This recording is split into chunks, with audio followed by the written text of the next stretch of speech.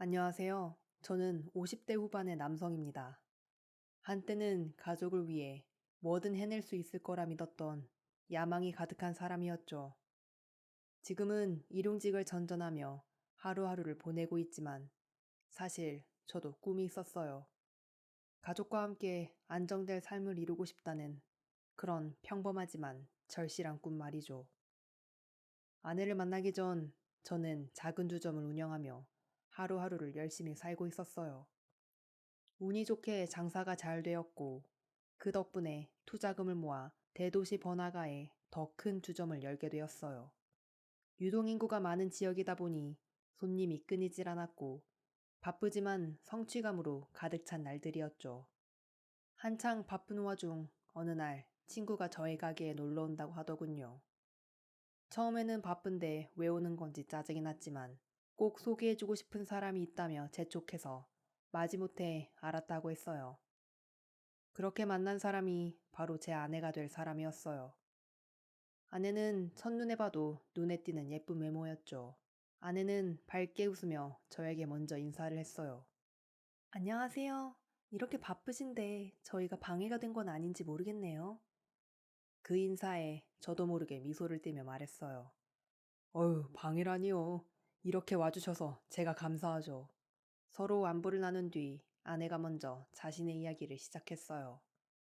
알고 보니 그녀도 저와 비슷한 나이였고 남성복 매장을 운영하고 있더군요.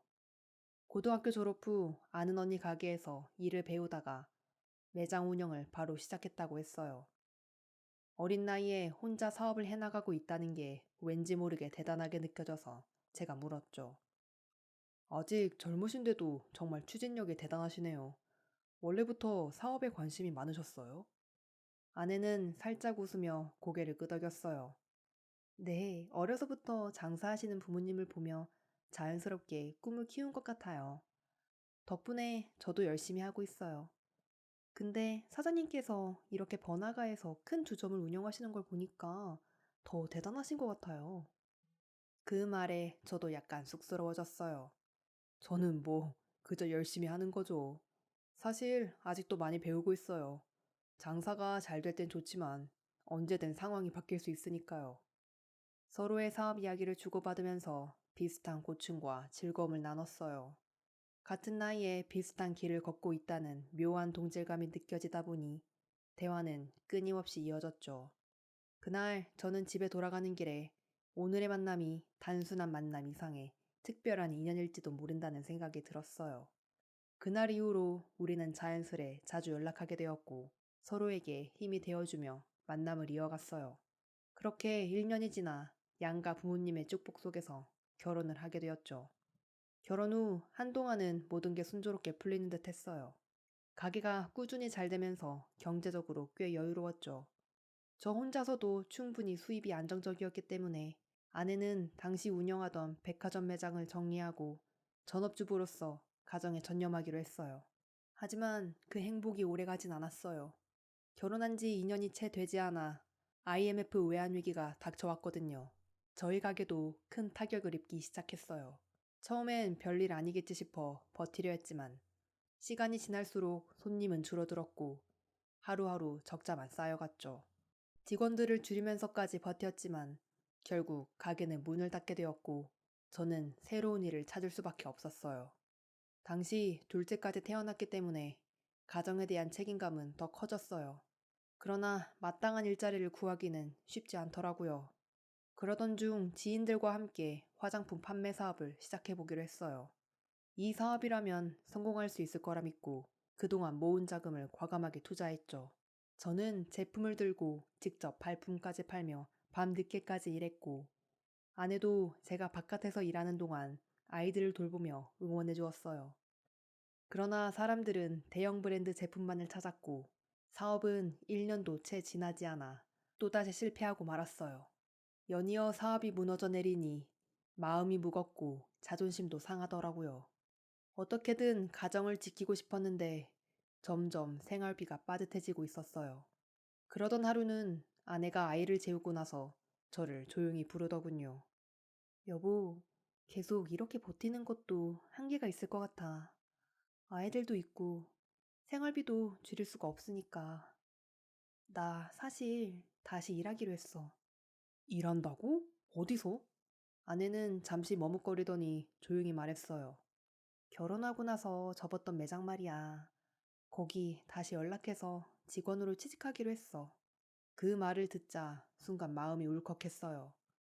한때 자신이 운영했던 가게에 이제는 직원으로 들어간다는 사실이 아내에게 얼마나 힘든 결정이었을지 알기에 미안함과 함께 자책이 동시에 밀려왔죠. 미안해 여보. 당신까지 이렇게 고생하게 해서 내가 더 잘했어야 했는데. 그런 제 손을 아내가 따뜻하게 잡아주며 미소 지었어요. 우리 가정을 위한 일인데 당신 혼자만의 짐일 수 있겠어? 나도 우리 가족을 위해 할 수 있는 만큼 도울 거야. 아내의 강인한 마음과 변함없는 응원 덕분에 저는 다시 힘을 낼 수 있었어요. 그렇게 저는 가족을 위해 다시 일자리를 찾아보기로 시작했어요. 여러 방면으로 일자리를 찾아보던 중 지인에게서 일자리 소개 연락이 왔고 저는 기쁜 마음에 아내에게 말했죠. 여보, 드디어 일자리 하나 소개받았어. 요즘 유행하는 큰 오락시설인데 근데 집에서 꽤 멀어. 그래서 주중에는 거기서 지내야 할 것 같아. 주말에만 집에 오면 되니까 잠깐 주말 부부로 지내도 괜찮겠지? 아내는 잠시 놀란 표정을 지으며 말했어요. 잠깐만, 갑자기 그렇게 멀리 가서 혼자 지낸다고? 당신 혼자 괜찮겠어? 나도 걱정되긴 하지만 여긴 일자리가 도통 없으니까. 그래도 쉬는 날마다 집에 와서 당신이랑 아이들 보면 힘이 나겠지. 일단 한번 해보자, 응? 아내는 잠시 생각에 잠기더니 결국 고개를 끄덕이며 제 결심을 받아들였어요. 당신이 정말 그렇게까지 생각한 거라면 나도 마음 단단히 먹고 기다릴게. 힘들겠지만 우리 같이 이겨내야겠지? 정말 고마워 여보. 이번엔 꼭 버텨볼게. 우리 둘 다 힘내서 이 시기만 잘 넘기자. 2년 정도만 참으면 상황이 나아질 거야. 그렇게 저는 오락시설에서 일하게 되었고 주말 부부 생활이 시작되었어요. 매주 주말에 집으로 돌아가면 토끼 같은 아들과 딸은 저를 반기며 팔을 벌리고 아내는 늘 고생했다며 미소로 맞아주었어요. 아내가 이렇게 든든히 가정을 지켜주니 저 역시 주중에 힘든 일들을 견뎌낼 힘이 생기더군요. 우리 가족은 서로를 의지하며 어려운 시기를 하나씩 이겨냈고 그러다 보니 이제 정말 조금만 더 버티면 나아지겠지 하는 희망도 품게 되었어요. 하지만 세상 일이란 언제나 마음처럼 쉽게 풀리진 않더군요. 그곳에서 일한 지 2년쯤 되었을 때 오락실 경영이 점점 어려워지면서 지인은 저에게 더 많은 시간을 일해달라고 요청했어요. 그 부탁을 거절하기란 쉽지 않았죠. 한편으로는 집으로 돌아가 가족과 함께 할까도 생각했지만 막상 돌아가도 안정적인 일자리를 찾기 어렵다는 현실이 부담스러웠어요. 아이들이 있는 상황에서 무작정 돌아갔다가 또 실패한다면 가족에게 더 큰 짐이 될까 두려웠죠. 결국 고민 끝에 저는 그곳에 남아 계속 일하기로 결심했어요. 처음엔 가족을 위해 시작한 일이었지만 시간이 지날수록 그 일이 저를 점점 지치게 했어요. 밤 늦게까지 일하는 날이 많다 보니 집에도 불규칙하게 들어갔어요. 어떨 땐 2주에 한 번씩 들어가기도 했고 더 길어질 때도 있었죠. 어쩔 수 없는 선택이라고 스스로를 다독였지만 그 사이 우리 부부 사이에는 보이지 않는 벽이 조금씩 생기기 시작했어요. 오랜만에 집에 돌아갈 때면 아내가 반갑게 맞아줄 거라고 생각했지만 점차 무심하게 대하거나 작은 일에도 짜증을 내는 일이 늘어갔어요. 어느 날 지친 몸을 이끌고 집에 들어가자마자 아내가 차갑게 쏘아붙였어요. 당신 요즘 평일에 도대체 뭐하고 다니는 거야? 혹시 숨기는 거라도 있어? 이틀 전에도 술 마신다고 해놓고서는 내 전화는 왜 안 받았어? 저는 순간 당황했지만 최대한 부드럽게 대답하려 했어요. 아니, 뭘 그런 걸로 의심을 해? 나 하루 종일 일만 하고 있었어. 일 끝나고 동료들이랑 잠깐 한잔 한 거야. 당신 연락 안 될 때마다 내가 얼마나 불안한지 알아? 하루 종일 애들 돌보고 집안일에 치여 살고 혼자 남겨진 기분이 어떤 건진 알기나 하냐고. 그 말을 듣자 속에서 화가 치밀어 올랐어요. 한 달 내내 뼈 빠지게 일해서 번 돈을 고스란히 가족에게 쓰고 오직 가족을 위해 버텨왔는데 아내가 제 마음을 몰라주는 것 같았죠. 저도 모르게 목소리가 높아졌어요. 내가 이 고생을 다 가족을 위해 하는 건데 그런 식으로밖에 말 못해? 혼자 애들 키우는 거 힘든 거 알지만 나라고 뭐가 편한 거 같냐고. 그러자 아내도 지지 않고 언성을 높였어요. 그럴 거면 가까운 데서 일자리를 구했어야지. 당신은 거기서 일만 하지만 나는 애들 학교 보내고 집안일에 매장일까지 다 하느라 하루도 쉴 틈이 없어. 이제 내가 당신보다 더 많이 벌고 있는 거 알아? 근데 당신은 맨날 일이 힘들다는 말만 하고 내 마음은 조금도 알아주질 않잖아. 아내는 한숨을 쉬더니 혼잣말을 했어요. 능력 없는 남자 만나서 다 내 잘못이지. 그 말에 머리끝까지 화가 치밀어 올랐어요. 뭐? 너 방금 나한테 뭐라 그랬어? 내가 능력이 없다고? 아니, 사실이잖아. 제대로 된 직장 하나 못 잡고 그럴 거면 애들 학교 가까운 곳에서 일을 하던지. 도대체 가족을 위한 게 뭐가 있어? 뭐? 너가 그토록 말하는 제대로 된 직장은 어디서 갑자기 생기는데? 내가 밖에서 무슨 일을 하고 어떻게 돈을 버는지 알아? 너는 하루도 못 버틸 거야.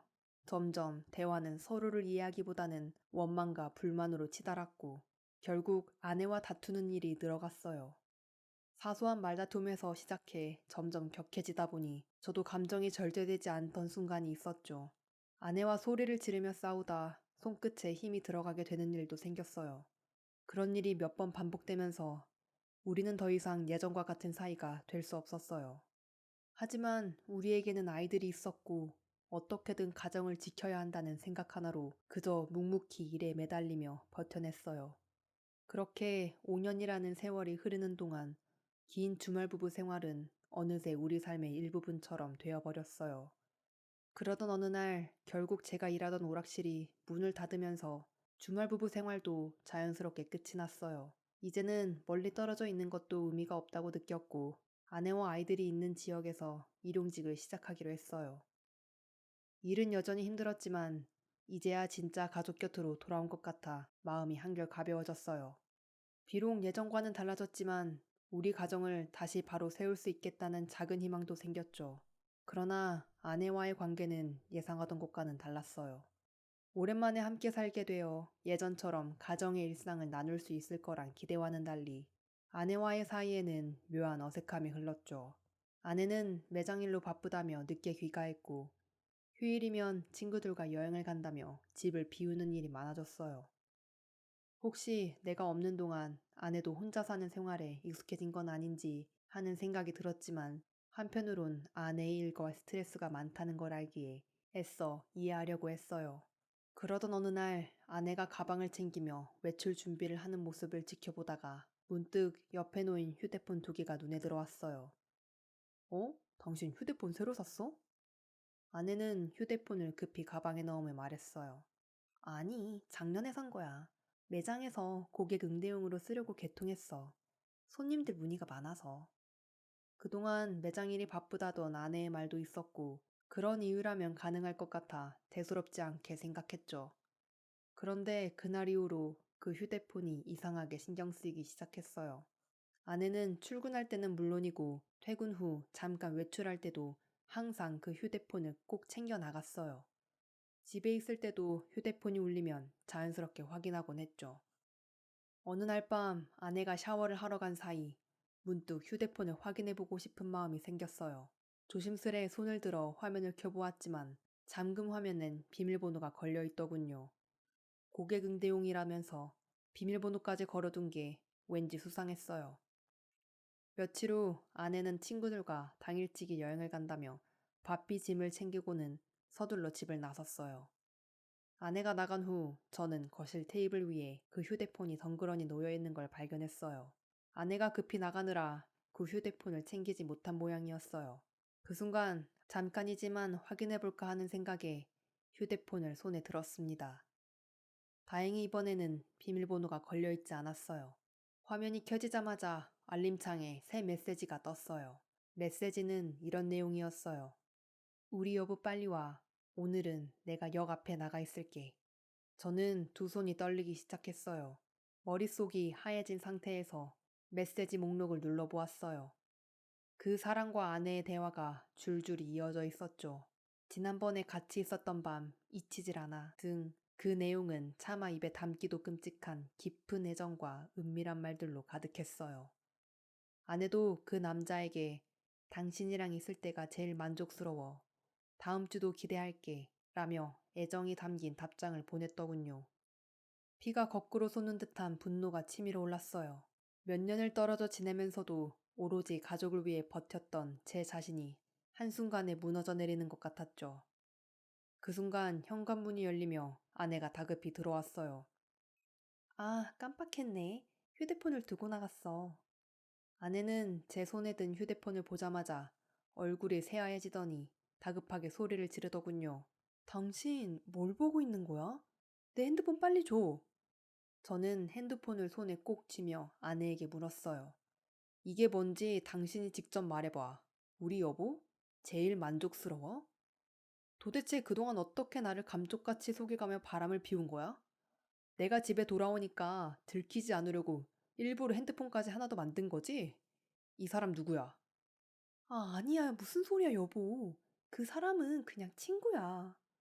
친구 사이에 이런 이상한 대화를 해? 저는 둘이 나눈 은밀한 대화창을 들이밀었어요.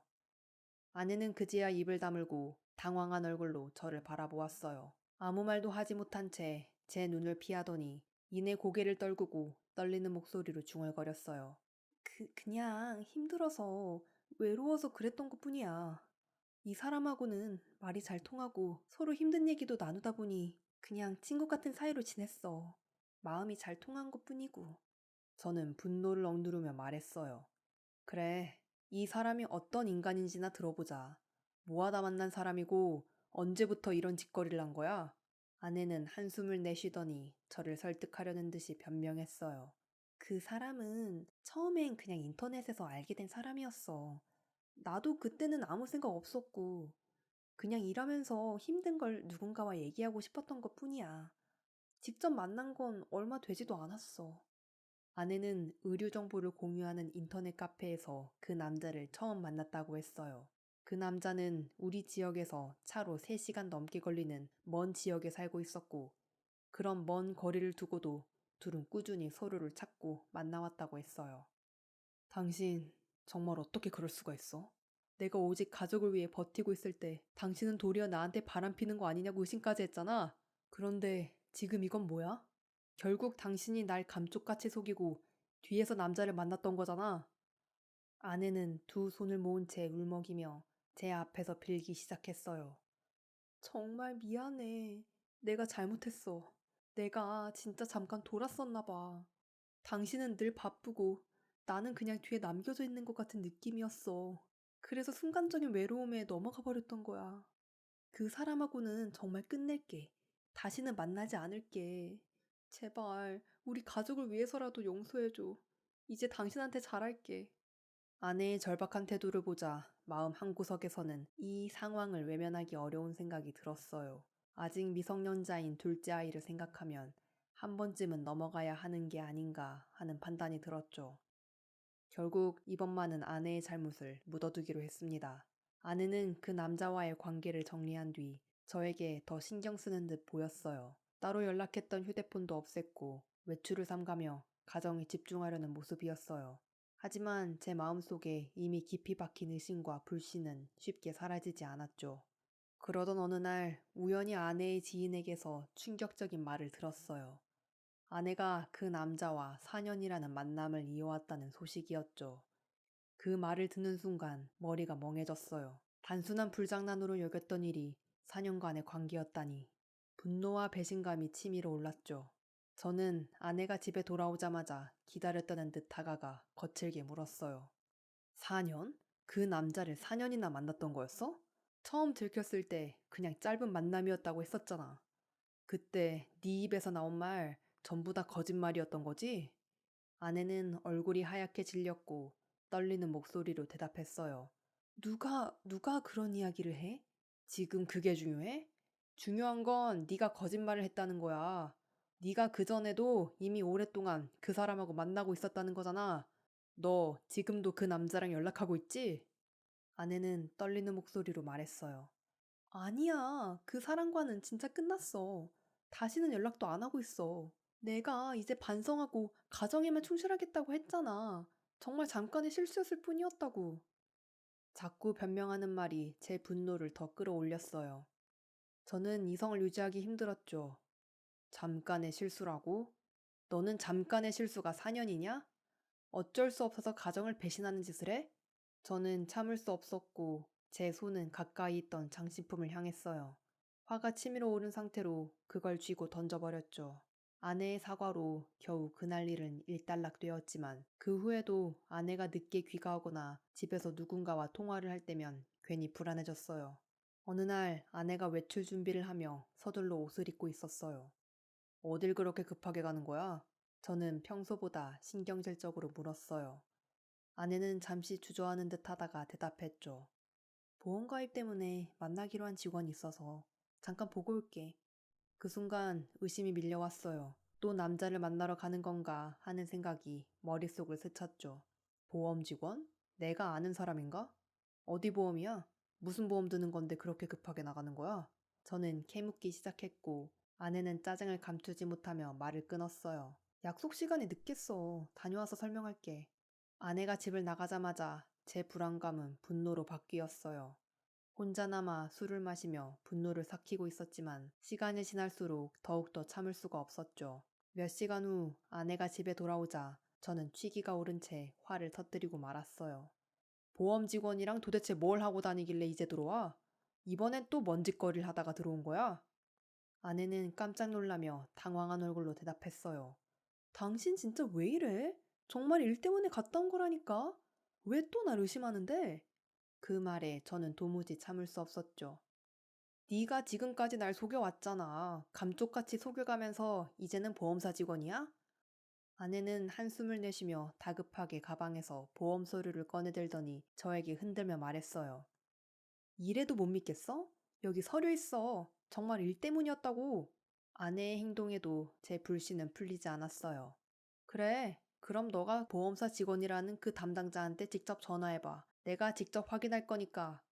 저는 술 기운에 더 감정적이 되어 아내의 휴대폰을 가져갔고 아내는 당황하며 저를 막으려 했어요. 제발 쪽팔리기 왜 전화까지 하려고 해. 보험 가입 때문에 만난 거라니까. 아내는 화가 난 얼굴로 휴대폰을 뺏으려 했고 우리는 급기야 서로 소리를 지르며 격렬한 몸다툼을 벌였어요. 저는 끝내 분노를 억누르지 못하고 손이 나가버렸어요. 그 순간 방 안에서 놀란 딸이 달려나왔습니다. 둘 다 제발 그만해. 더 이상 이러면 나 경찰에 신고할 거야. 딸의 경고에도 불구하고 저는 이미 감정을 주체할 수 없었어요. 딸이 울먹이며 휴대폰을 들어 경찰에 신고했고 얼마 지나지 않아 경찰이 집으로 출동했어요.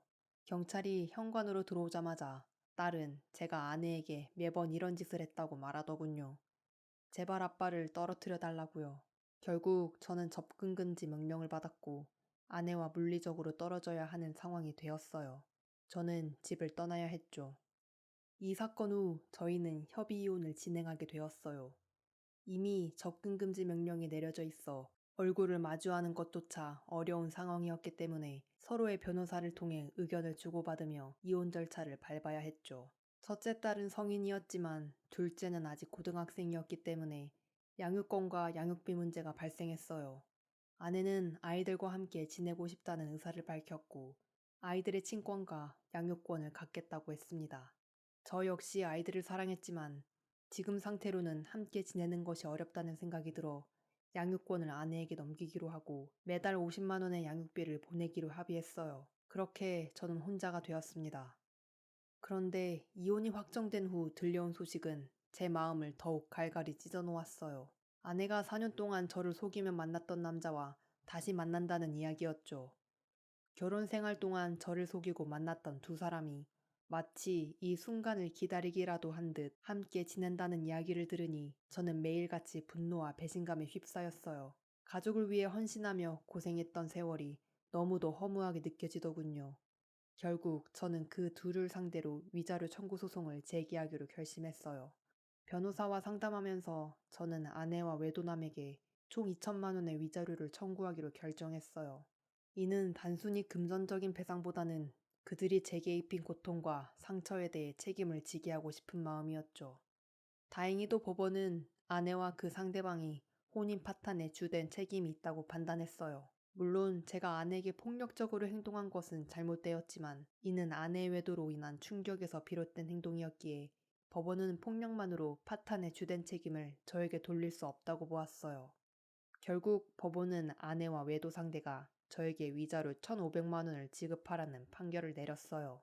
또한 재산 분할에서도 아내가 저와의 혼인 생활 중에 형성된 재산을 절반으로 나눠야 한다고 결정하여 아내는 저에게 재산 분할금 2천만 원을 추가로 지급하게 되었습니다. 이는 금전적 보상에 불과했죠. 제가 그토록 지키고 싶어 했던 가정과 아이들과의 시간을 생각하면 여전히 상처와 쓸쓸함이 남아 있습니다. 이제 저는 홀로 남아 새로 얻은 작은 집에서 지내고 있어요. 집안은 아직 정리되지 않은 짐들로 가득하지만 매일 일에 집중하며 지내려 노력 중입니다. 무너진 가정과 신뢰를 돌이킬 수 없다는 사실을 인정하기까지는 많은 시간이 걸릴 것 같아요. 다만 이제라도 제 자신을 위한 시간을 조금씩 찾아가려고 애쓰고 있어요. 그동안은 가족을 위해서라는 명목으로 쉬지 않고 일해왔지만 지금은 가족이 아닌 나 자신을 위한 삶을 살아가려고 합니다. 가정을 지키기 위해 노력했던 모든 것들이 헛되지 않기를 바라며 또 다른 목표와 삶의 의미를 찾아가려고 합니다.